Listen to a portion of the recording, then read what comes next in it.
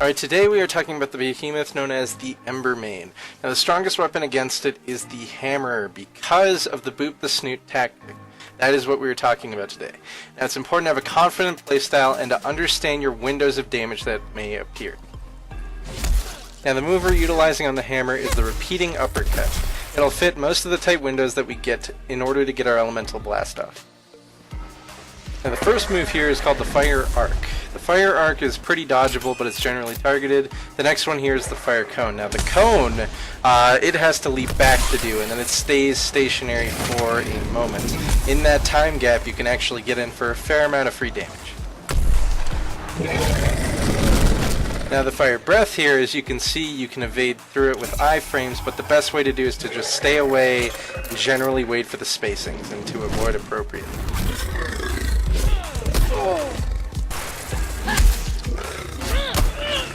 Now your biggest enemy against this behemoth is overconfidence.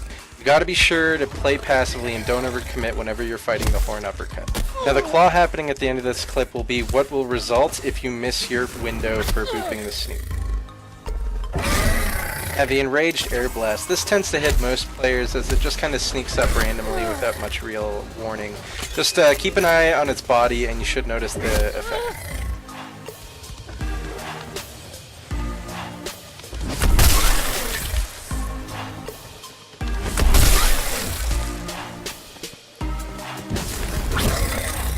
Now for booping the snoot.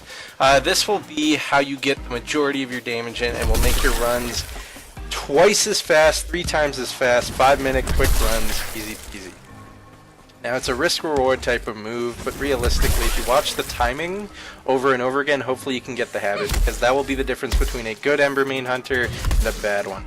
Now some people are going to ask, why don't you just fight it without booping the snoot mechanic?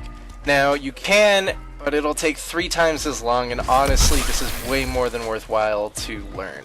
Not only will it result in a lot of free damage, but you can get a lot of free breaks off it as well.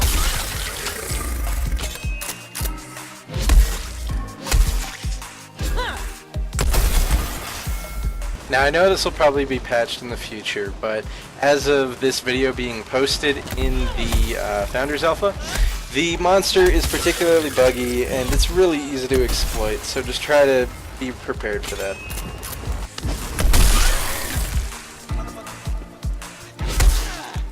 Alright, thank you for watching until the end of this video.